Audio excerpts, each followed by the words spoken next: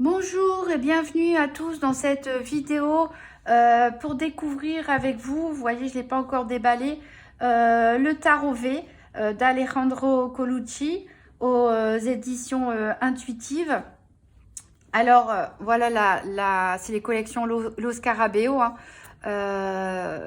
La boîte déjà elle est très originale je trouve, donc on a 78 cartes et un livret de 128 pages. Je l'ai commandé exprès pour pouvoir faire du travail de l'ombre, du shadow work comme on dit. C'est-à-dire j'ai choisi un tarot un petit peu effrayant pour que ça me fasse sortir un petit peu de ma zone de confort. Même pour aider les personnes qui souhaitent faire du travail de l'ombre. C'est-à-dire voilà, me retrouver face à des images qui peuvent m'effrayer ou autre, me provoquer des réactions négatives, de rejet par exemple, et essayer d'analyser cette carte, de réveiller un petit peu en voyant cette carte et essayer de creuser pour comprendre qu'est-ce qui me procure cette sensation de malaise, de gêne, de peur, et remonter comme ça le plus loin possible pour essayer on découvre qu'il y a un souci et on essaie de découvrir surtout l'origine en fait, l'origine du problème, l'origine de la blessure, et donc après pour pouvoir faire des soins de guérison et puis apprendre à mieux se connaître et à s'accepter aussi parce que faire du développement personnel c'est bien, hein, il faut le faire régulièrement, mais il ne faut pas oublier aussi que comme dans le yin et dans le yang, on a aussi une part sombre et que on a tendance à la rejeter, à la mettre de côté, parce que voilà, c'est la société qui nous a créé ainsi. On a pu nous faire culpabiliser aussi quand on était jeune, parce qu'on se mettait en colère ou parce qu'on avait peur ou parce qu'on pleurait. Et on a enfui en nous, dans notre côté obscur, hein, on va dire, certaines choses qui font partie de notre personnalité, puis qui méritent d'être apprivoisées, d'être comprises, d'être acceptées. Et en même temps, donc de aussi comprendre les autres avec qui on interagit et développer aussi un peu plus de compassion. Donc le boîtier, il s'ouvre comme ça. Donc c'est très original. Regardez le magnifique dessin ici qu'on a. Donc moi j'ai choisi des vampires. Pourquoi? Parce que comme beaucoup de personnes, je pense, j'ai toujours été fascinée par les vampires depuis très jeune. J'ai lu adolescente le livre de Dracula de Bram Stoker qui était resté très longtemps dans le grenier et je me souviens encore de l'odeur qu'il avait au moment où je le lisais. Et j'étais en même temps fascinée et en même temps j'avais très peur. J'avais très peur, mais je ne pouvais pas m'empêcher de continuer de lire, tellement j'étais fascinée. Donc c'est vrai que j'ai trouvé ça intéressant donc d'avoir un tarot sur les vampires à cause justement de ce côté fascinant. On est attiré par ce côté obscur et en même temps, on en a peur. Donc moi je le trouve parfait en tout cas pour moi. J'espère que la découverte des cartes va le confirmer. Alors si j'arrive à les ouvrir.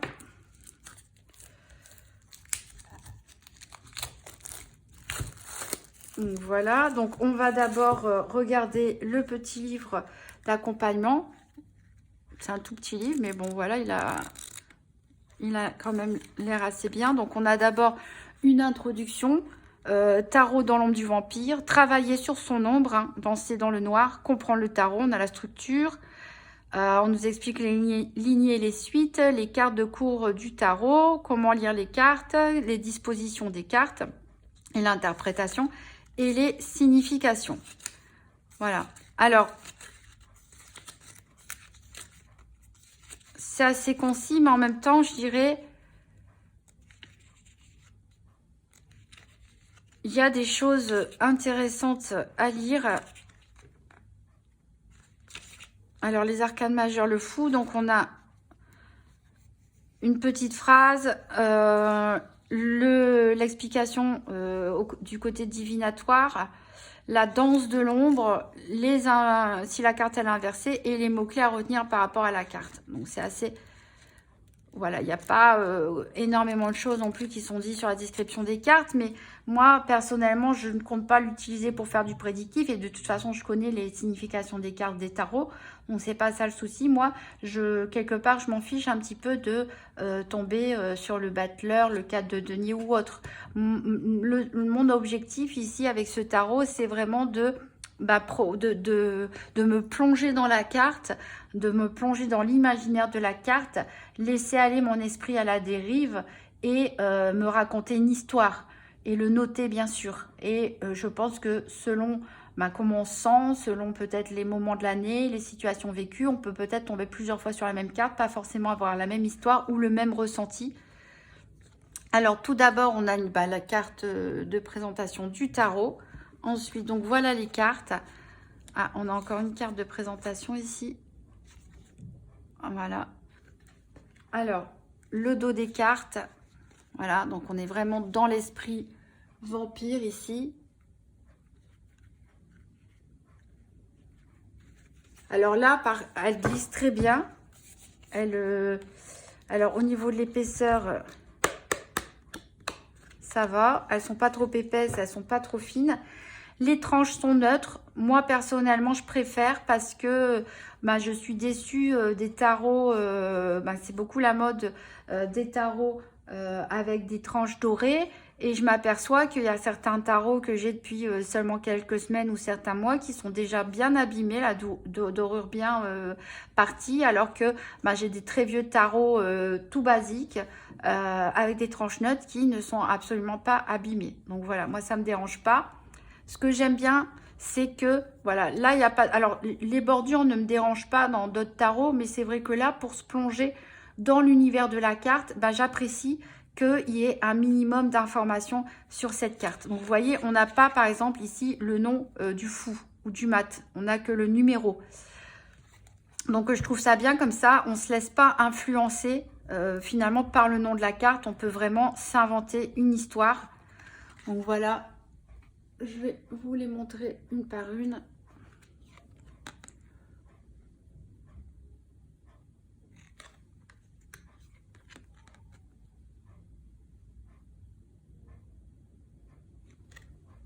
Alors, c'est pas un tarot pour tout le monde, hein. C'est pas un tarot pour se rassurer, pour se faire du bien. Bon, c'est pas non plus pour se faire du mal, c'est pour se faire du bien, mais ce que je veux dire, c'est que c'est pas le genre de tarot un peu doudou ou lumineux, comme j'en ai d'autres. Ici, on est vraiment dans un esprit vampirique. Celle-là, je l'adore. Ça me fait vraiment penser à Dracula, en fait. Celle-là, elle est vraiment effrayante, je trouve.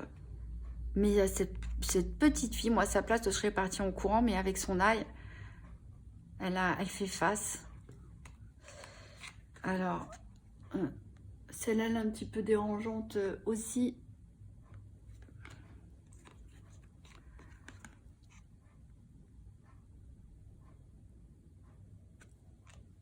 Bon, il y a du sang sur certaines cartes. Il m'avait fait peur, hein, lui aussi. Hein.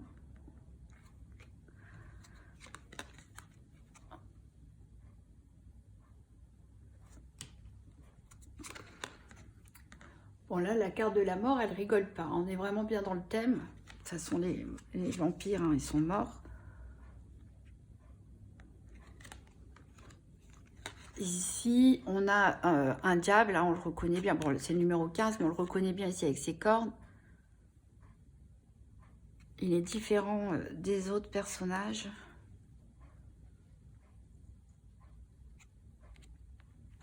Il y a vraiment un univers très fort. Hein. On est vraiment plongé un peu dans les livres d'horreur, dans les films d'horreur. Vraiment de quoi se confronter à ses peurs, à ses démons intérieurs, on va dire.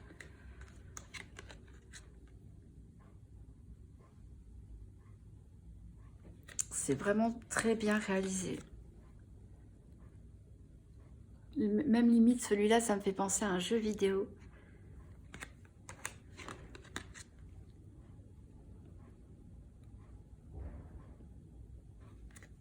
Même celle-ci, hein, qui est très positive d'habitude comme carte, on voit les yeux exorbités, puis le sang ici.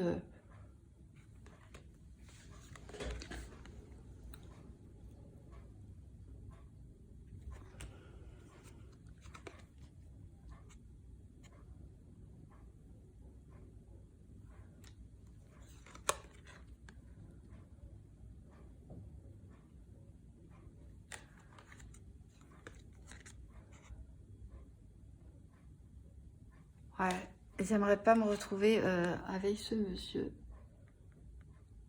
Bon, moi, par exemple, qui n'aime pas trop les cimetières, c'est vrai que cette carte, elle va peut-être pouvoir m'aider à travailler dessus.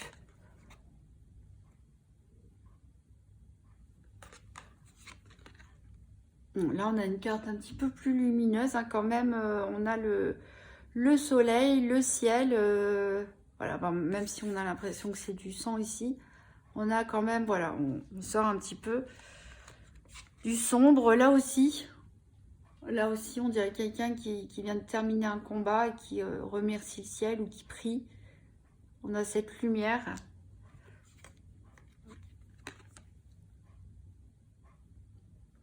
Là, ici aussi, elle n'est pas... Enfin, moi, elle m'effraie un peu moins. Bon, par contre, là, on replonge tout de suite dans un univers un peu moins lumineux. Si ça me fait penser à Jack l'Éventreur.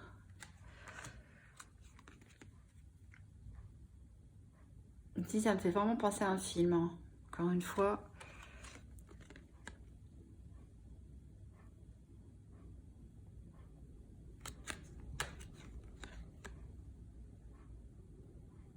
Ici, c'est particulier. Ouais, ici, avec l'as de denier, j'aurais dit l'as de feu à cause du feu, mais j'ai l'impression que le symbole ici, c'est un pentacle. Donc, qu'elle soit toute comme ça. Non. Ouf, celle-là, c'est pas pour tout le monde.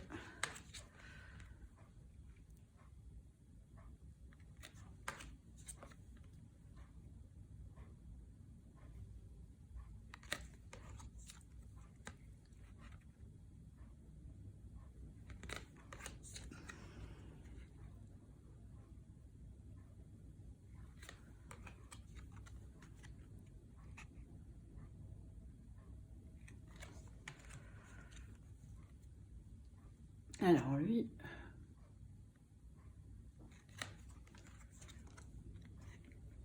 Bon, même lui, pourtant, il est lumineux, mais je ne sais pas, son regard, il m'inspire pas confiance.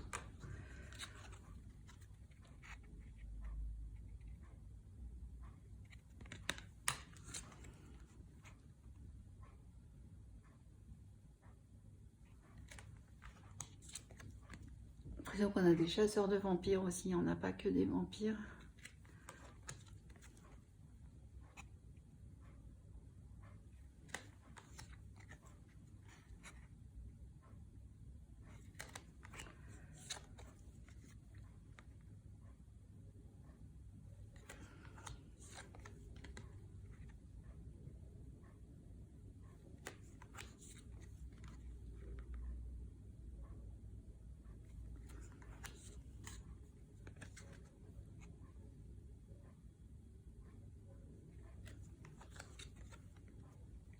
Celle-là, elle est affreuse.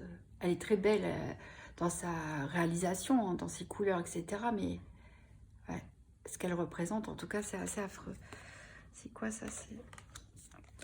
Bon, ici, on a les... Même eux, hein, ils ont du sang, je dirais...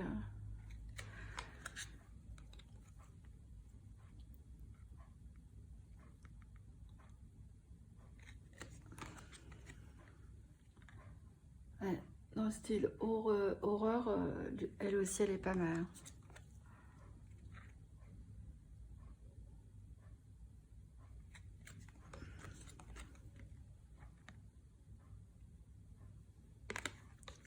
Ah. Ça, je pense que c'est une chasseuse de vampires.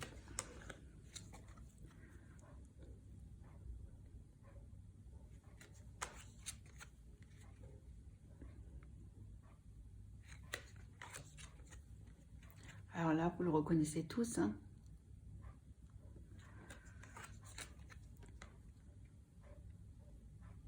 Donc là, a priori, on rentre dans les épées.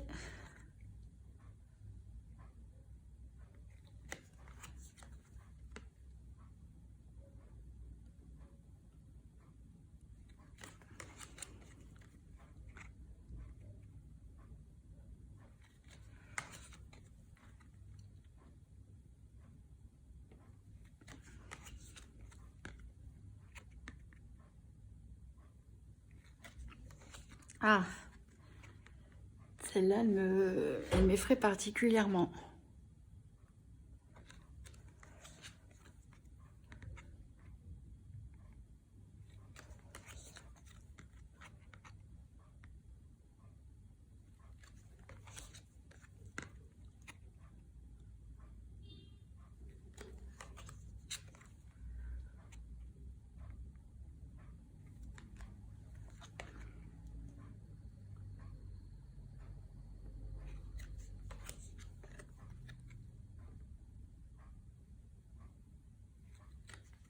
Et on termine avec le roi d'épée. Voilà, elles sont magnifiques. Elles font peur. Hein, c'est pas pour tout le monde. Hein. Faut bien sûr être conscient avant de l'acheter. C'est pas pour tout le monde, elles font peur. Mais les illustrations sont vraiment très bien faites. On plonge vraiment, ça va être très facile de plonger. Si vous avez de l'imagination, hein, si vous, comme moi, vous avez vu pas mal de films d'horreur, ou même si vous faites beaucoup de cauchemars, je pense que ça va être très facile de se plonger dans cet univers et du coup pouvoir aller à la rencontre de notre part d'ombre. Donc bien sûr, c'est un travail qu'il faut faire quand on est bien. Hein. On ne fait pas ça quand on est déprimé ou... Voilà, il faut ne pas avoir peur hein, de ce qu'on va découvrir en nous pour pouvoir justement pas se bloquer davantage, mais au contraire accepter cette partie obscure de nous et pour pouvoir la soigner et voilà, se rééquilibrer entre l'ombre et la lumière. Donc voilà, magnifique tarot. En plus, il sent bon. Voilà. Je vais les mélanger un petit peu pour voir ce que ça donne quand on les mélange. Non, ça va. Ça se mélange très bien. Alors, si vous avez aimé cette vidéo, n'hésitez pas à mettre un pouce et à laisser un commentaire. Si vous-même vous travaillez, vous faites du travail de l'ombre, si vous avez déjà utilisé ce tarot, qu'est-ce que vous en pensez? Qu'est-ce que ça vous a apporté? Et sinon, quel autre tarot vous utilisez pour ce travail un petit peu particulier? En tout cas, magnifique coffret, magnifique réalisation, encore une fois, hein, de la collection Lo Scarabeo. Voilà. Je vous souhaite une très bonne soirée.